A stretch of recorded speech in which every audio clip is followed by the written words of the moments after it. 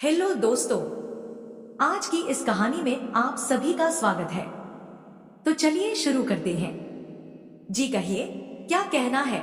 आधे घंटे के इंतजार के बाद वो आए थे और अब ऐसी सधी आवाज में शिष्टता के साथ पूछ रहे थे जैसे वो कोई समस्या लेकर आई फरियादी हो। अवनी के नन्हे से दिमाग ने काम करना बंद कर दिया। अब क्या कहे, कैसे कहे कि वैलेंटाइंस डे का कार्ड देने और आई लव यू कहने आई थी। इस सविता की बच्ची ने कहां फंसा दिया। क्या जरूरत पड़ी थी उनसे ये कहने की कि जरूरी काम है। उसकी पलकें झुक गईं, कपोल आरक्त हो गए और शब्द अधरों में अटक गए। आपको जो कहना हो बेझिझक कहिए। अब हमें जीवन भर साथ रहना है। आप मुझ पर भरोसा कर सकती हैं। इस प्रोत्साहन के बाद तो जरूरी लगने वाली बात कहना और जरूरी हो गया था। जी, वो मेरी परीक्षाएं शादी के बाद पड़ी तो। ओह ठीक है, मैं आपकी सुविधा का पूरा ध्यान रखूंगा। और कोई समस्या? उठ, अपनी होने वाली पत्नी से ऐसे बात कर रहा है जैसे पापा अपने विद्यार्थियों से बात करते हैं। अवनी के लिए इस कुछ अधिक ही शिष्ट और औपचारिक वार्तालाप के बाद वहां रुकना असह्य हो गया। जी धन्यवाद, मैं चलती हूँ। नमस्ते कहते हुए वो मुड़ गई और लगभग दौड़ते हुए अपनी सखियों के बीच जाकर ही दम लिया। घर लौटने के लिए ऑटो में लगने के बाद ठिठोली करती सखियों को ये छोटी सी कथित रोमांटिक मुलाकात उनके आग्रह पर शब्दशः सुनाई तो सबने सिर पीट लिया। नेहा रात भर इस बेचैनी में सो न सकी कि क्या शादी से पहले एक प्रेमी प्रेमिका की तरह बंधनों और मर्यादाओं में बंधे बेबस प्रेमी युगल की आतुर बातचीत और क्षणिक स्पर्श उसके नसीब में नहीं है, जिसके बारे में सखियां, दीदियां और भाभियां बताती रही हैं कि उसमें वक्त ठहर जाता है और धरती अंतरिक्ष लगने लगती है। संयुक्त परिवार की सबसे छोटी संतान अवनी बचपन से बड़ी बहनों और दादी बाबा की आज्ञाकारी गुड़िया ही रही थी। उसे दुलार भी सबसे ज्यादा मिला था और कुछ ढलत होने पर बचपने के ताने भी अपने से ज्यादा उसे दूसरों के दिमाग पर भरोसा होता था। हर काम पूछकर करना और झलती होने से डरना उसकी आदत थी। पहली बार सखियों के कहने में आकर मन की आकुलता ने उसे समझा बुझाकर बिना किसी से पूछे अंबर से मिलने की पहल करने को मनाया था। पर कहीं उसने अंबर से शादी करने के लिए हाँ करके ढलती तो नहीं कर दी। पर हाँ न करती तो करती भी क्या। पापा की क्या हालत हो गई थी। मांगलिक होने के कारण उसकी शादी के लिए लड़का ढूंढते पापा थक गए थे। एक बार जब शादी तय हुई तो लड़के वालों ने सगाई वाले दिन ही अपने यहाँ हुई एक मौत का दोष उसके नक्षत्रों को देकर शादी के लिए मना कर दिया था। और पापा तनाव व निराशा में अपने दोस्त अंबर के आगे हाथ जोड़कर रो पड़े थे। अंबर अपने माता पिता के देहांत के बाद छोटी आयु से ही परिवार की जिम्मेदारियां संभालते रहे थे। फिर शोध आरंभ कर दिया था, इसीलिए अब तक शादी नहीं की थी। थे तो वे पापा से बहुत छोटे, पर पापा से उनका मानसिक स्तर इतना मिलता था कि मित्रता घनी थी। वे पहले तो स्वयं और अवनी की उम्र के 15 वर्ष के अंतर के कारण झिझके, पर अपने दोस्त की जिद के आगे झुक गए। जब अवनी के सामने ये प्रस्ताव आया तो वो हतप्रभ रह गई।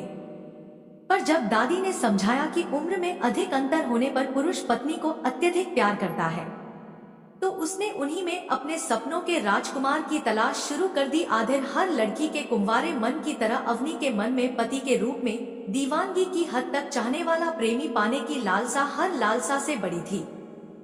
पर शादी के बाद उसने अंबर में सपनों के राजकुमार जैसा कुछ न पाया। हालांकि कमी किसी चीज की न थी। घर का काम करने के लिए नौकर थे। वो कुछ भी खरीदने के लिए कहीं या कहीं जाने को अंबर कभी मना नहीं करते थे, लेकिन ऊंचे प्रशासनिक अधिकारी होने के कारण व्यस्त बहुत रहते थे। सुबह उनके उठने से पहले ही मिलने वालों की पंक्ति लग जाती। रात भी देर तक वे लोगों की समस्याएं सुनते सुलझाते रहते।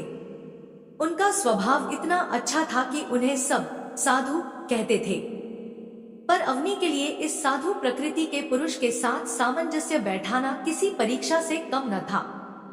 उसके कोरे कुंवारे मन में एक सपनीले प्यार को देने और पाने की जितनी पिपासा थी, अंबर में उतनी ही निर्लिप्तता। वो अलहड़ किशोरावस्था की उन्मुख उमंगों की जीवंतता थी। तो अंबर धीर गंभीर साचे में ढली शालीनता और कर्तव्य निष्ठा की प्रतिमूर्ति। वे जब उसके साथ होते भी तो भी मोबाइल सौत बना रहता।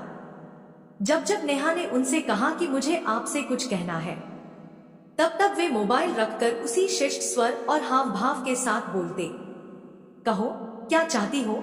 ऐसे में प्यार मोहब्बत के शब्द अवनी के गले में ही अटक कर रह जाते। वो तरह तरह के व्यंजन बनाती, अनुपम सिंगार के साथ शयन कक्ष सजाती, हर समय इठलाती पियाती अंबर के आगे पीछे घूमती और तरह तरह से प्यार जताते हुए प्रशंसा के दो बोल सुनने को तरसती रहती। मगर अंबर में तो जैसे बस देने का ही भाव था। यहाँ तक कि सामीप्य के उन अंतरिम क्षणों में भी लगता कि वो बस देने ही आए हैं। अवनी बेचैन रहती कि कभी तो अंबर खुद से कोई इच्छा जाहिर करे, कभी तो शरीर सुख देने के नहीं, पाने की पिपासा और आकुलता के साथ उसके समीप आए, उसकी किसी बात पर खुश होकर उसे आलिंगन में यूं कस ले कि लगे वो उनका चाव है, आनंद है, सौभाग्य है। मायके गई और सखियों के साथ समस्या बांटी। उन्होंने कुछ समाधान कानों में फुसफुसाए। उस रात उनके शयन कक्ष में आने की आहट पाते ही वो करवट बदलकर दम साध कर लेट गई तो वे चुपचाप सो गए। अगली रात उनके प्रणय स्पर्श पर इठलाकर बोली कि आज मुझे नींद आ रही है, तो वे सॉरी बोलकर सो गए।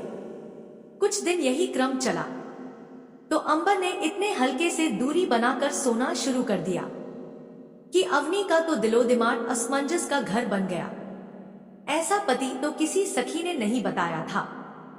कोई मनाता था तो कोई अधिकार जताता था और इसी बहाने आई लव यू कहने सुनने का अवसर मिल जाता था। लेकिन उसके छोटे से दिमाग के सामान्य ज्ञान के अनुसार ऐसा पुरुष तो हो ही नहीं सकता था जो शादी के मात्र कुछ महीनों बाद बगल में अस्तव्यस्त वस्त्रों में लेटी इतनी खूबसूरत पत्नी से यूं दूरी बनाकर सो सकता हो, वो भी इतने दिनों तक। कहीं अंबर उससे नाराज तो नहीं, ये जानने के लिए एक दिन स्वयं ही नारी सुलभ लज्जा त्यागी तो पाया कि वे नाराज नहीं थे, बस उसे उसकी इच्छा के विरुद्ध तंग नहीं करना चाहते थे। उसके बाद से यही नियम सा बन गया। वे तभी उसके धरी बातें जब वो पहल करती, उनसे प्यार का इजहार करवाने का ये दाव भी उल्टा पड़ चुका था।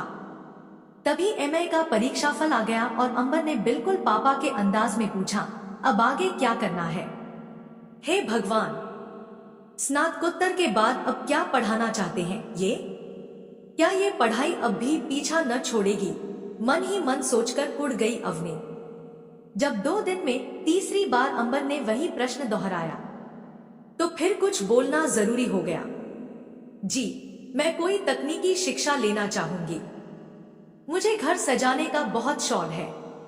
वेरी गुड, बिल्कुल पापा के ही अंदाज में उत्तर मिल गया और इंटीरियर डिजाइन के कोर्स में प्रवेश दिलवा दिया गया। बड़े ही सपाट ढंग से ये भी बता दिया गया कि जब तक वो आत्मनिर्भर नहीं हो जाती, बच्चों का दायित्व नहीं उठाया जाएगा।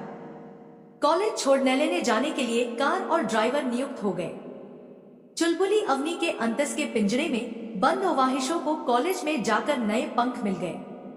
कई साथियों का एक समूह बना जिसमें लड़के और लड़कियां बराबर थे। कैंटीन में मस्ती, कभी कैफेटेरिया तो कभी शॉपिंग मॉल उनकी दिनचर्या का हिस्सा थे। जब वो अवनी से साथ चलने को कहते तो उसका मन तो बहुत होता, पर अंबर से पूछे बिना उसकी कहीं जाने की हिम्मत नहीं थी।